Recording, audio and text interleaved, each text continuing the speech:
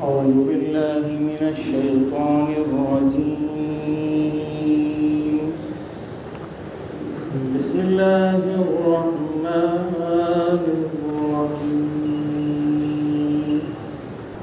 كلا والقمر والليل إذ أدبر والصبح إذا أسفر إنها لإحدى الكبر نذيرا للبشر لمن شاء منكم أن يتقدم أو يتأخر كل نفس بما كسبت رهينة إلا أصحاب اليمين في جنات يتساءلون عن المجرمين ما سلككم في سقر قالوا لم نك من المصلين ولم نك نطعم المسكين وكنا نخوض مع الخائضين وكنا نكذب بيوم الدين حتى أتانا اليقين فما تنفعهم شفاعة الشافعين وفما لهم عن التذكرة معرضين كأنهم حمر مستنفرة صدق الله مولانا العظيم وصدق رسوله النبي الكريم ونحن على ذلك من الشاهدين والشاكرين والحمد لله رب العالمين. درود شریف پڑھ لیجیے. اللهم صل على سيدنا مولانا محمد وعلى آل محمد كما صليت على إبراهيم وعلى آل إبراهيم إنك حميد مجيد. اللهم بارك على محمد وعلى آل محمد كما باركت على إبراهيم وعلى آل إبراهيم إنك حميد مجيد. انتہائی قابل احترام بزرگوں اور نوجوان ساتھیوں، اللہ تبارک و تعالیٰ کے کلام پاک سے سورہ مدثر کے دروس کا سلسلہ چل رہا ہے. بیچ میں 2 ہفتے کے روز ہمارے رہ گئے تھے اور 2 ہفتوں کے وقفے کے بعد آج پھر ہم دوبارہ جمع ہوئے ہیں اور آج ہم اسی سورہ کی آیت نمبر 55 تک رب کائنات کی دعا سے انشاءاللہ کوشش کریں گے کہ مکمل کر سکیں. کل 56 آیتیں ہیں، ہم 40 سے لے کر جتنا آگے نکل سکے انشاءاللہ کوشش کریں گے. پچھلی آیات کے اندر اللہ تبارک و تعالیٰ نے نبی اکرم صلی اللہ علیہ وسلم کو مخاطب فرمایا ہے اور اتنا بڑا کام دین کی اقامت کا کام اور کفر اور طاغوت کے اس پورے مضبوط شکنجے کو توڑ کر اسلام کو قائم کرنے کا ہدف جو محمد مصطفیٰ صلی اللہ علیہ وسلم کو دیا گیا ہے وہ ایک بہت بڑا ہدف ہے. اس ہدف کو کرنے کے لیے آپ صلی اللہ علیہ وسلم کو یہ بتایا جا رہا ہے کہ آپ نے اپنے آپ کو کس طرح تیار کرنا ہے. تو رب کائنات نے فرمایا کہ یا ایھا المدثر قم فانذر وربک فکبر وثیابک فطہر والرجز فاہجر ولا تمنن تستکثر ولربک فاصبر. اے اوڑھ لپیٹ کر لیٹنے والے، اللہ رب العالمین کے اس دین کو قائم کرنے کے لیے قم فانذر کھڑے ہو جائیے اور پہلا کام یہ کیجیے کہ لوگوں کو ڈرائیے، انذار کا کام کیجیے. وربک فکبر، تمام نظاموں کو ڈھا دیجئے، نیچا کر دیجئے. اللہ کا جو نظام ہے اس کو بلند و بالا کر دیجئے. وَرَبَّكَ فَكَبِّرْ، رب کے دین کو، رب کے نظام کو، رب کے نام کو، اس کو قائم کر دیجئے، سب سے اوپر کر دیجئے. وَثِيَابَكَ فَطَهِّرْ، اپنے آپ کو پاک رکھیے. وَالرُّجْزَ فَاهْجُرْ، گندگی سے دور رہیے. وَلَا تَمْنُنْ تَسْتَكْثِرْ، تمنا نہ کیجئے کثرت کی. وَلِرَبِّكَ فَاصْبِرْ، رب کے خاطر صبر سے کام لیجئے. فَإِذَا نُقِرَ فِي النَّاقُورِ فَذَلِكَ يَوْمَئِذٍ يَوْمٌ عَسِيرٌ عَلَى الْكَافِرِينَ غَيْرُ يَسِيرٌ. جب سور پھونکنے والا سور پھونکے گا وہ دن انتہائی سخت ہوگا. عَلَى الْكَافِرِينَ غَيْرُ يَسِيرٌ، خصوصاً وہ جو سختی ہوگی ان کے لیے ہوگی کہ جو انکار کرتے ہیں.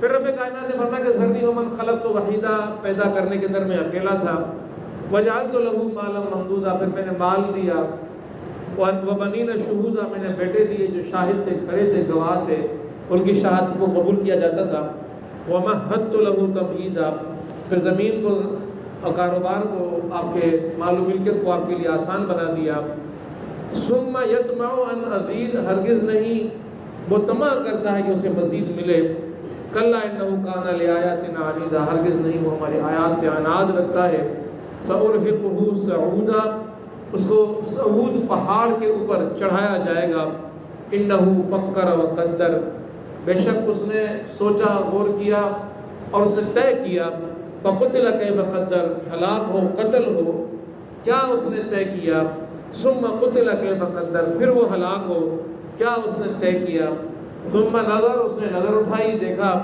ثم عبس وبصر اس نے تیوری چڑھائی اور منہ بسورا، ثم ادبر واستکبر اس نے پیٹھ دکھائی، واستکبر اور تکبر سے کام لیا، فقال ان ھذا الا سحر یؤثر پھر اس نے کہا کہ یہ سحر ہے جو لوگوں پر اثر کرتا ہے، جادو ہے، یہ جادو ہے، یہ اللہ کا کلام نہیں ہے، اللہ کے کلام سے وہ انکار کر رہا ہے، ان ھذا الا قول البشر یہ اللہ کا کلام نہیں ہے، یہ قول ہے بشر کا، انسان کا قول ہے، سأصلیہ سقر ہم اسے داخل کریں گے سقر کے اندر، سقر جہنم کا نام ہے، وما ادراک ما سقر اور تمہیں کیا معلوم کہ وہ سقر کیا ہے، لا تبقی ولا تذر نہ ہی وہ باقی چھوڑتی ہے اور نہ ہی وہ انسان کو رہنے دیتی ہے، لواحۃ للبشر جھلسا دیتی ہے انسان کی کھال کو، علیہا 19 اور اس کے اوپر 19 فرشتے مقرر ہیں، وما جعلنا اصحاب النار الا ملائکہ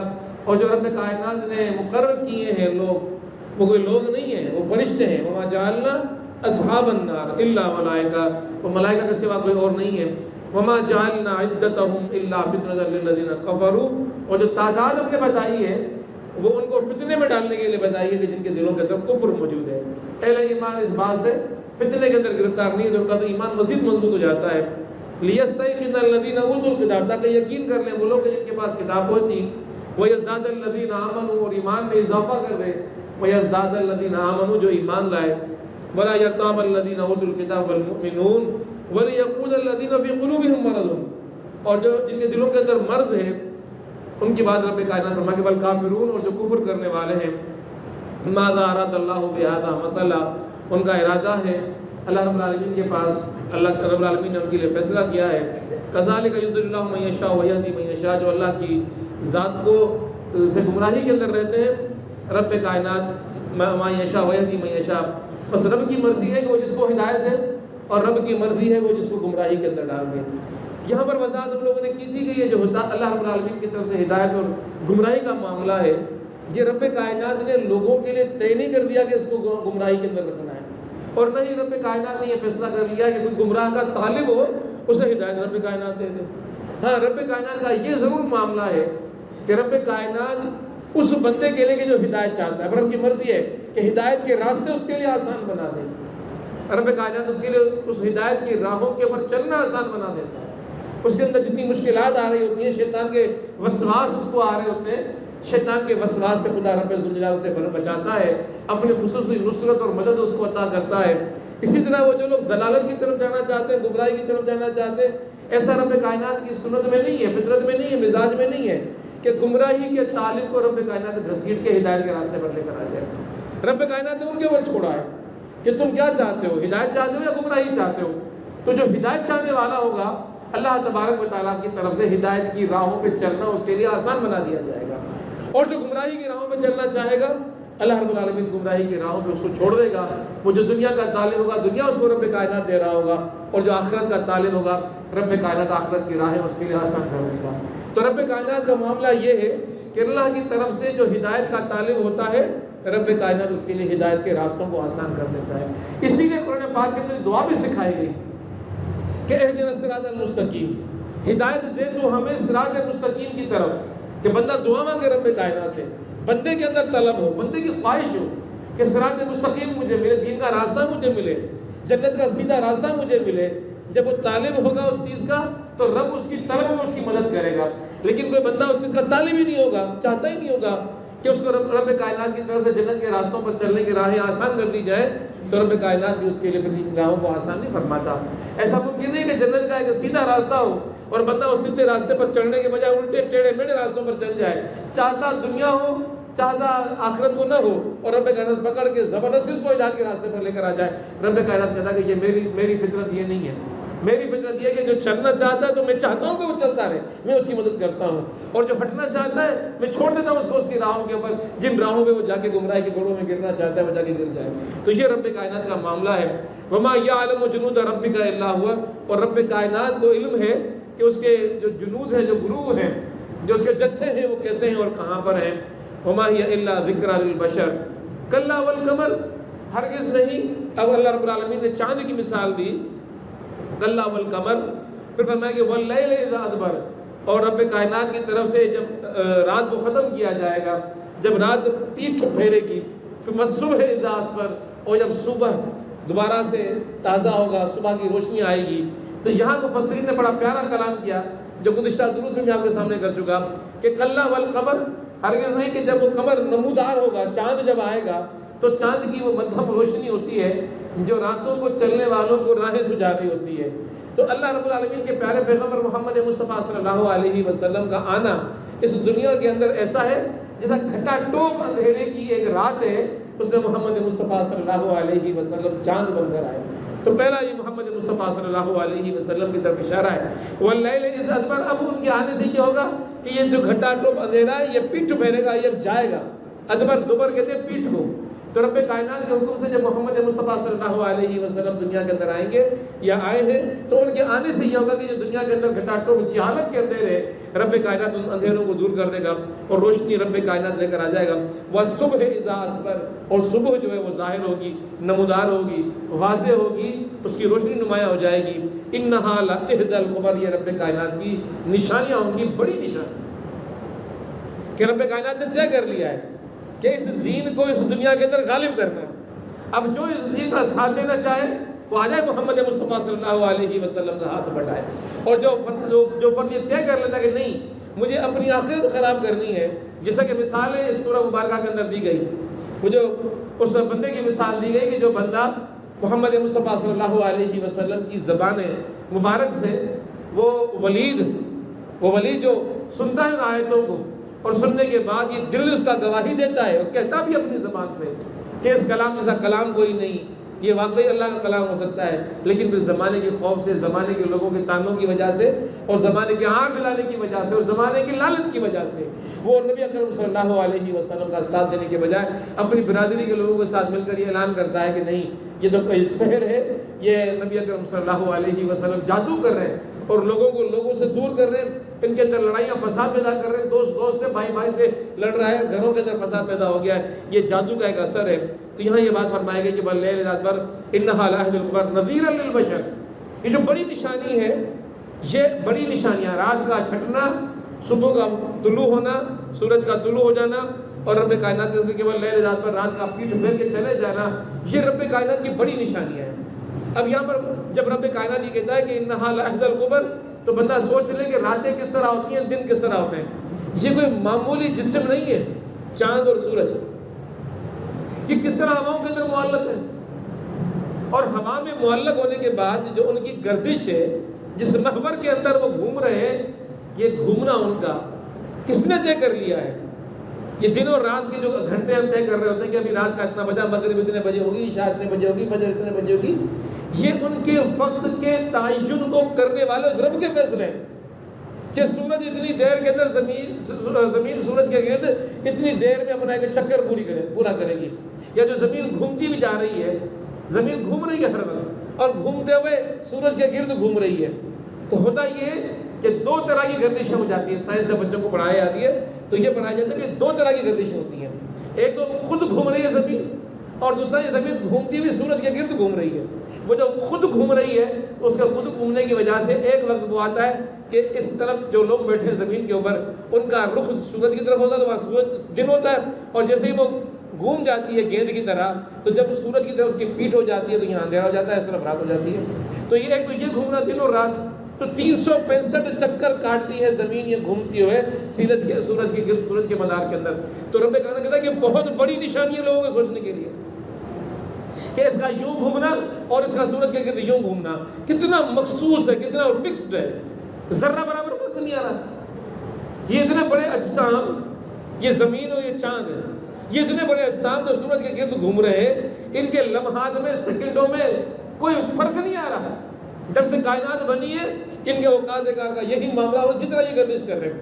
تو جب ان کے اوقات کار کا یہ معاملہ ہے تو خدا کیا کہہ رہا ہے؟ انہا لعہد الکبر. عقل کسی کے اندر ہو، سمجھ کسی کے اندر ہو، سوچ کسی کے اندر ہو، خدا کو جاننا کوئی چاہتا ہو تو اس سے بڑی نشانی اس کو اور کیا چاہیے پھر کہ کون ہے کہ جس نے یوں والی گردش اور سورج کی گرد والی گردش، یہ دونوں گردشیں یہ طے کر دی ہیں اس سورج کے لیے، اس لیے سورج کے گرد زمین کو. اور پھر ایک اور گردش ہے، دیکھیں کتنی کمپلیکیٹڈ کہتے ہیں، یہ کتنی مشکل قسم کی چیزیں جو انسان کے گرد اس کو سامنے نظر آ رہی ہیں. سمجھنے کے لیے انسان چاہتا ہے تو انسان حیران ہو جاتا ہے. یہ جو چاند زمین کا گرد گھوم رہا ہوتا ہے، اس کو گھومتے زمین کے گرد 1 مہینہ لگ جاتا ہے، چاند والا مہینہ. اول کی راتیں پھر بعد کی راتیں، اول کے دنوں میں چاند چھوٹا، بعد کی راتوں میں چاند بڑا. یہ چاند چکر کاٹ رہا ہے زمین کے گرد اور زمین چکر کاٹ رہی ہے سورج کے گرد. یہ چاند جو زمین کے گرد چکر کاٹ رہا ہے، زمین تو خود ہوا میں اڑ رہی ہے، خلاؤں میں اڑ رہی ہے، تو اڑتی ہوئی زمین کے ساتھ اڑ رہا ہے چاند، اڑتی ہوئی زمین کے ساتھ اڑ رہا ہے چاند، اور یہ دونوں اڑتے ہوئے سورج کے گرد اڑ رہے ہیں. لیکن محور میں ذرا برابر فرق نہیں آتا. تو بتاؤ کیا کسی کے حکم کے بغیر ایسا ہو رہا ہے؟ کسی کی مرضی کے بغیر ایسا ہو رہا ہے؟ کون ہے جو ان کو حکم دے رہا ہے؟ کس کی مرضی سے دنیا کا یہ نظام کیوں چل رہا ہے؟ خدا کہتا ہے کہ انہا لعہد الکبر، بے شک یہ بڑی نشانی ہے. اگر کوئی سمجھنا چاہے تو ہدایت کے لیے اس کے لیے یہی سمجھ تھا. جو لوگ یہ کہتے ہیں کہ زمین یوں ہی بن گئی، جو خدا کا انکاری ہے اس سے ذرا پوچھیں کہ بھائی تم بتاؤ کہ زمین کی گردش، چاند کی گردش اور سورج کی گردش کیا یوں ہی ہو رہی ہے؟ کوئی طے کرنے والا نہیں ہے نظام. یہ جو دن اور رات کا ہونا، یہ سالوں کا گزرنا، یہ مہینوں، یہ 3 مختلف قسم کی چیزیں ہیں. دن اور رات، ماہ و ایام، اور اس کے بعد یہ سالوں کا ہونا، یہ 3 مختلف چیزیں ہیں. سال ہوتا ہے پورا جب زمین چکر کاٹ کے پورا سورج گرد. دن اور رات کا ہونا یہ زمین کا پھر جانا، جو پھرتی ہوئی زمین چل رہی ہے، گھومتی ہوئی جو زمین جا رہی ہے سورج گرد، اس میں دن اور رات ہو رہے ہیں. اور میرے چاند کا ہونا، جو چاند کے مہینے مکمل ہو رہے ہوتے ہیں، ان مہینوں کا مکمل ہونا، یہ ساری گردشیں ہیں، لیکن بڑی طے شدہ گردشیں ہیں. کوئی فرق نہیں آتا ان گردشوں کے اندر. اور کب سے یہ گردشیں ہیں اور کب تک یہ گردشیں چلتی رہیں گی. خدا رب ذوالجلال ان گردشوں کا ذکر کر کے کیا کہتا ہے؟ خدا رب ذوالجلال ان گردشوں کا ذکر دے کر کہہ رہا ہے کہ انہا لعہد الکبر، بے شک یہ بڑی نشانیاں ہیں، بڑی نشانیاں ہیں. کوئی سمجھنا چاہے تو اس کے لیے سمجھنا آسان ہے. کوئی خدا کو پہچاننا چاہے تو خدا کی اس کائنات پر غور کرے. اس کائنات پر غور کرنے کے نتیجے میں خدا کو انسان پہچان سکتا ہے، اگر خدا کی قدرت کو انسان پہچان لے. اسی لیے کائنات کو بنانے والا بھی کوئی ہے. جس طرح انسان دنیا کے اندر کوئی چیز بنا رہا ہوتا ہے، ایک تصویر ہوتی ہے جو انسان بنا رہا ہوتا ہے. تصویر بنانے والے انسان کو مصور کہتے ہیں، جو تصویر بنا رہا ہوتا ہے. اب مصور کتنا بڑا کاریگر ہے یہ پتہ کیسے چلتا ہے؟ ایک بچہ بھی آڑی ٹیڑھی لگی ہے کسی کا کہتا کہ میں مصور ہوں. کوئی جھوپڑی بنا کے لائے گا، کوئی اور چیز بنا کے لائے گا. ایک بڑا مصور بھی ہوگا، بڑے بڑے مصور بھی ہوں گے. آپ کے پاکستان کے اندر صادقین نام کا ایک مصور گزرا، جس کو آج تک کراچی کا تھا، آج تک لوگ یاد کرتے ہیں. اس کے ادارے بنے ہوئے ہیں، اس کی پینٹنگز بڑی مشہور ہوا کرتی تھیں. ہم ان پینٹنگز سے پہچانتے تھے کہ یہ صادقین ہے، اس کی پینٹنگ ہے. یہ بڑا پینٹنگ کو دیکھ کر کہتے تھے کہ صادقین بڑا مصور ہے. تو یہ کائنات بھی ایک پینٹنگ ہے، لیکن اس کائنات کی یہ پینٹنگ کرنے والا کوئی اور نہیں، خدا رب ذوالجلال ہے. تو کیا پینٹنگ خدا کی نہیں بتا رہی کہ خدا کتنا بڑا ہے؟ اس کائنات کا یہ پورا رنگ، پورا ماحول، پورا انداز، یہ سبزے، یہ دریا، یہ دن اور رات، یہ ہوائیں، یہ انسان کا اپنا وجود، کائنات کی جتنی چیزیں ہیں، ان کائنات کی چیزوں پر رب کائنات غور کرنے کے لیے کہتا ہے کہ تم جتنا کائنات میں غور کرو گے تو تم خدا کے قریب ہوتے چلے جاؤ گے. خدا کا قریب ہونا تمہارے لیے آسان ہو جائے گا. خدا کو پہچاننا تمہارے لیے آسان ہو جائے گا۔ انہا، بے شک یہ جو ہے، لعہد القبر، یہ بڑی نشانیاں ہیں، بڑی علامتیں ہیں رب کائنات کی طرف سے۔ اگر کوئی جاننا چاہے تو ان کو دیکھ کر اپنے رب کائنات کو پہچان سکتا ہے۔ پھر رب کائنات فرما رہا ہے کہ کذالک یضل اللہ من یشاء ویہدی من یشاء، یہ جو انسان ہے اگر ہدایت حاصل کرنا چاہتا ہے تو رب کائنات کی طرف سے اس کے لیے ہدایت کے راستے آسان کر دیے جاتے ہیں، اور اگر کوئی ان راہوں کو حاصل کرنا نہیں چاہتا، رب کائنات کی راہوں کو سمجھنا نہیں چاہتا، باتوں کو سمجھنا نہیں چاہتا، تو رب کائنات اس کو چھوڑ دیتا ہے۔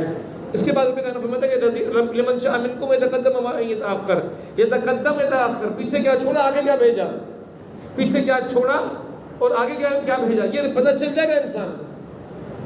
پھر فرمایا رب کائنات نے کل نفس بما کسبت رہینہ، بے شک جتنی بھی چیزیں اس دنیا کے اندر ہیں یہ اللہ رب العالمین کی بارگاہ کے اندر رہینہ ہے، گروی پڑی ہوئی ہیں۔ میں اور آپ، ہم جتنے بھی لوگ ہیں، اللہ رب العالمین کے پاس گروی ہیں۔ دنیا کے اندر انسان کہتا ہے رہینہ، رہن کو میں سے نکلا ہے رہینہ، کل نفس، تمام انسان جو ہے، بما کسبت رہینہ، وہ اپنی کمائی جو دنیا میں کریں گے اس کے بدلے میں رب کائنات کے پاس گروی پڑے گی، اللہ کے پاس گروی ہے۔ تم دنیا میں اعمال کر رہے ہو، نیکیاں کما رہے ہو، نمازیں پڑھ رہے ہو، روزے رکھ رہے ہو، نیکی اور بدی کے معاملے پر فیصلہ ہوگا کہ جو تم کو رہن رکھا گیا تھا اب تم کو آزاد کر دیا جائے یا تمہیں قید کر دیا جائے، آزاد کر کے جنتوں کے اندر چھوڑ دیا جائے یا قید کر کے جہنم کے اندر ڈال دیا جائے۔ یہ تم رہینہ، تم میں سے کوئی آزاد نہیں ہے اس دنیا کے اندر۔ اللہ رب العالمین کی بارگاہ کے اندر تم سارے کے سارے جتنے بھی انسان ہیں وہ رہینہ ہیں۔ اللہ رب العالمین کی بارگاہ کے اندر ان کا حساب رب کائنات کی بارگاہ کے اندر ہوگا۔ یہاں جو آیت فرمائی گئی لمن شاء منکم یتقدم و یتأخر، اس کی معنی بھی یہ تھی کہ جو کوئی تم میں سے چاہے وہ آگے بڑھے اس دنیا کے معاملے میں، آخرت کے معاملے میں، دونوں معاملے تمہارے سامنے واضح ہیں، اور جو چاہے پیچھے رہ جائے۔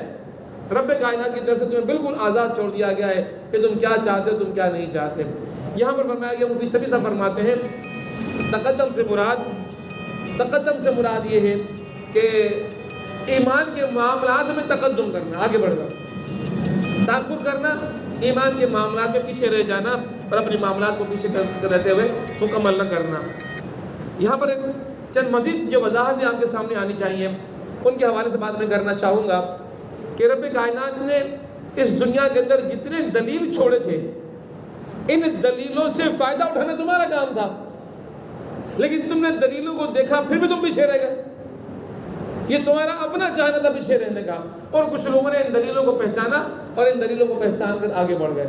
تو رب کائنات نے لمن شاء منکم یتقدم و یتأخر، جو تم میں سے چاہے آگے بڑھے اور جو تم میں سے چاہے پیچھے رہ جائے، کچھ تم میں سے دلیلوں سے فائدہ حاصل کریں گے اور اپنا فائدہ اٹھاتے ہوئے ان نشانیوں کو سمجھتے ہوئے آخرت کے معاملات میں آگے بڑھ جائیں گے، اور کچھ لوگ ایسے ہو جائیں گے کہ اللہ رب العالمین کے ان بتائے ہوئے واضح نشانیوں کے باوجود بھی پیچھے رہ جائیں گے، آگے نہیں بڑھیں گے دین کے معاملات میں، دین کے معاملات میں تعاون کرنے کے لیے۔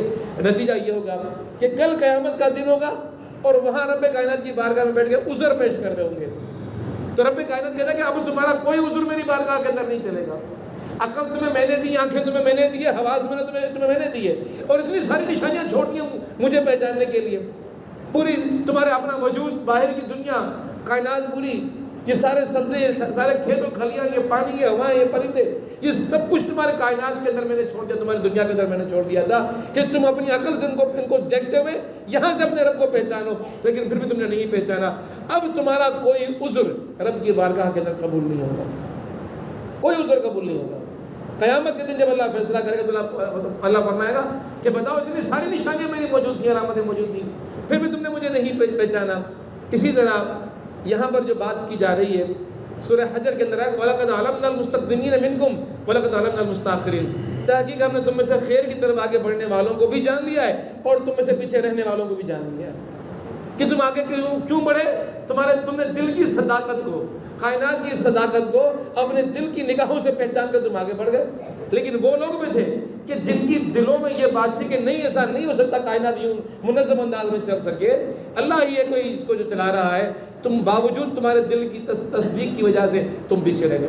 اور ہم اس معاشروں کے اندر دیکھتے بھی ہیں کہ ہمیں بہت سے لوگ ایسے ملتے ہیں معاشروں کے اندر کہ جن کا دل یہ بات مان رہا ہوتا ہے۔ کتنے کلمہ گو ہیں معاشرے کے اندر موجود ہیں، جب کلمہ پڑھ کے لا الہ الا اللہ محمد الرسول اللہ کہہ کر خدا کی حقانیت کا اعلان دل سے ماننے کے باوجود بھی عمل کے میدان میں دیکھتے ہیں کہ لوگ پیچھے پڑے ہوئے، مسجدیں خالی پڑی ہوئی ہیں، ویران پڑی ہوئی ہیں۔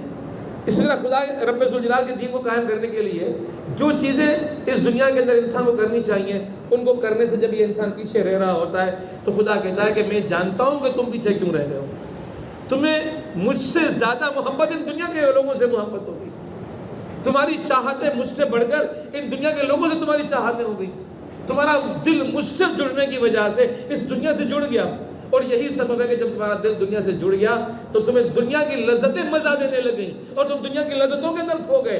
اگر تمہیں مجھ سے محبت ہوتی، تمہارے دل میں میری جگہ ہوتی تو تمہارا معاملہ میری طرف ہوتا، تم میری طرف بڑھ رہے تھے اور تمہیں مجھ میں میری طرف آنے میں سکون مل رہا ہوتا۔ اللہ تبارک و تعالیٰ نے پھر انہی آیات کے اندر آگے فرمایا الا اصحاب الیمین فی جنات یتساءلون عن المجرمین۔ اللہ رب العالمین نے فرمایا کہ یہ جو لوگ ہیں رہینہ گروی رکھے گئے ہیں، ان میں وہ لوگ شامل نہیں ہیں کہ جو رب کائنات یمین دائیں ہاتھ کی جانب میدان حشر میں کھڑا کرے گا، کیونکہ ان کے دلوں نے جب خدا کو پہچانا تو خدا سے جڑ گئے تھے۔ یہ لوگ تصدیق باللسان ہی نہیں تھا، تصدیق بالقلب بھی ان لوگوں نے کر لیا، زبان سے بھی سچائی کا خدا کا اعلان کیا اور دل سے بھی اعلان کر دیا، اور دل سے خدا کی سچائی کا، خدا کے وجود کا اعلان کرنے کے بعد خدا کی طرف چل پڑے، خدا کے دین کی طرف چل پڑے، خدا کے دین کی راہوں میں نکل پڑے اور خدا کے دین کو اپنا لیا اور خدا کے دین کو قائم کرنے کے لیے اللہ کی راہوں میں نکل کر کھڑے ہو گئے۔ تو خدا کہتا ہے کہ یہ لوگ وہ ہوں گے کہ جن کو میدان حشر میں اپنے داہنے ہاتھ میں کھڑا کروں گا۔ الا اصحاب الیمین، ان کے ساتھ سختی نہیں ہوگی، ان کو آزمائش میں نہیں ڈالا جائے گا، ان سے حساب کتاب کے معاملے نہیں ہوں گے۔ اب ان کی دنیا کی زندگی واضح کر دی ہے، خدا کی طرف بڑھنے والے لوگ تھے، جو خدا کی طرف بڑھنے والے لوگ تھے، اب ان کا معاملہ یہ کہ تم تو سائڈ پہ کر رہا ہو، تم سے تو کوئی حساب کتاب نہیں لوں گا، ہاں حساب کتاب تو مجھے ان سے لینا جو میرے بائیں طرف کھڑے ہو، آؤ حساب کریں۔ اللہ رب العالمین سے دعا کریں کہ اللہ رب العالمین ہمیں میدان حشر میں دائیں طرف کھڑا کریں، دائیں ہاتھ میں نامہ اعمال دے دے تاکہ جنتوں کا فیصلہ ہمارے لیے ہو جائے اور رب کائنات ہمیں اس آخرت کی سختی سے بچا دے۔ پھر رب کائنات فرما رہا ہے فی جنات یتساءلون، جو جنت میں ہوں گے یتساءلون سوال ہوں گے عن المجرمین مجرموں سے۔ اب خدا عجیب منظر پیش کر رہا ہے، ذرا غور کیجئے گا۔ اب سوال جواب ہو رہے ہیں، کن سے سوال ہو رہے ہیں؟ سوال ہو رہے ہیں فی جنات والوں سے، جو جنت میں بیٹھے ہوئے ان سے سوال کر رہے ہیں۔ کون سوال کر رہے ہیں؟ عن المجرمین، جنت والے سوال کر رہے ہیں جہنم والوں سے۔ فی جنات یتساءلون، جو جنت میں ہوں گے سوال کریں گے عن المجرمین، ان سے جو مجرم ہیں یعنی کہ جہنمی ہیں۔ کیا پوچھیں گے ان سے کہ ما سلککم فی سقر، کیا ہو گیا تمہیں کہ تم آج جہنم میں پڑے ہوئے ہو؟ کیا جواب دیں؟ ایسا کیا کر لیا تم نے؟ تو جہنمی جواب دیں گے۔ اب جہنمیوں کا جواب سن لیجیے گا کہ جہنمی کیا جواب دے گا، اور دعا کریں کہ یہ معاملہ ہمارا نہ ہو۔ یہ جو جواب میں باتیں بتائیں گے کیا چیزیں جہنم میں لے گئی، وہ چیزیں ہم میں نہ ہو۔ اگر خدا نے خاصا وہ چیزیں ہم میں ہیں تو نعوذ باللہ، اگر وہ جہنم میں گئے تو پھر ہم بھی جہنم میں ہوں گے۔ اس لیے خود کو جہنم کی آگ سے بچانا ہے۔ تو یہ سوال و جواب جو جنتیوں اور جہنمیوں کے درمیان ہو رہے ہیں، یہ ہم سب کے لیے بڑا سبق ہے، ہم سب کے لیے بڑا اعلان ہے، اور ہم سب نے اسے غور کرنا چاہیے اور سوچنا چاہیے۔ اب یہ سوال جواب ہو رہا ہے، ما سلککم فی سقر قالوا لم نک من المصلین، کہتے ہیں ہم لوگ نماز پڑھنے والوں میں شامل نہیں تھے۔ قالوا کہیں گے لم نہیں، من المصلین، نماز پڑھنے والوں میں ہم شامل نہیں تھے۔ نماز کا ٹائم ہوتا تھا، اذان ہوا کرتی تھی، نمازی نماز کے لیے چڑھتے تھے، ہم بیٹھے تماشا دیکھتے تھے، بیٹھے ڈرامے دیکھتے تھے، دوستوں میں یاروں میں بیٹھے ٹھٹے بازیاں ہو رہی ہوتی تھی، دنیا داریاں چل رہی ہوتی تھی، کھیل کود میں لگے پڑے رہتے تھے، دنیا کی فکر تھی، نمازیوں میں شامل نہیں ہوا کرتے تھے ہم لوگ، نمازوں سے دور تھے، مسجدوں سے دور تھے۔ یہ وہ چیز ہے، سب سے پہلا سبب جو انسان کو جہنم میں لے جائے گا، جو خدا رب ذوالجلال نے جنتیوں اور جہنمیوں کا مکالمہ بیان فرمایا ہے۔ تو سب سے پہلا سبب جو جہنمی بتاتا ہے کہ مجھے جہنم میں لے جانے والی سب سے پہلی چیز نماز کرنا پڑتا ہے۔ کتنا بڑا معاملہ ہے، تو نماز کا بڑا اہم معاملہ ہے۔ یہ نماز اگر چھوڑ دی تو اس نماز کو چھوڑنے کے نتیجے کے اندر جہنم کا سب سے بڑا سبب انسان خود دنیا کے اندر پیدا کر دیتا ہے، نماز نہ پڑھ کر۔ اس لیے نمازوں کے معاملے میں کبھی سستی نہیں چاہیے.